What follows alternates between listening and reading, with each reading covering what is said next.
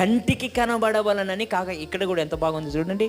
కాక క్రీస్తు దాసులమని ఎరిగి దేవుని చిత్తమును మనఃపూర్వకంగా జరిగించుచు మనుషులకు చేసినట్టు కాక ప్రభువుకు చేసినట్టే ఇష్టపూర్వకంగా సేవ చెయ్యండి అన్నాడు.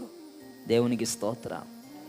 ఎంత అద్భుతమైనటువంటి విషయం అంటే, ఈరోజు మనం పరిశీలన చేసుకోవాలి.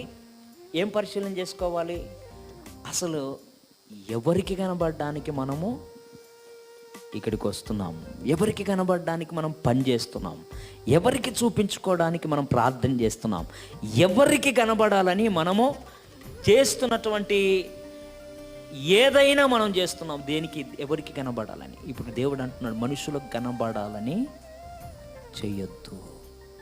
పరలోకపు తండ్రి నుంచి మనము ఫలమాశించిన వారమైతే ఖచ్చితంగా ఆయనకే కనపరుచుకోవాలి.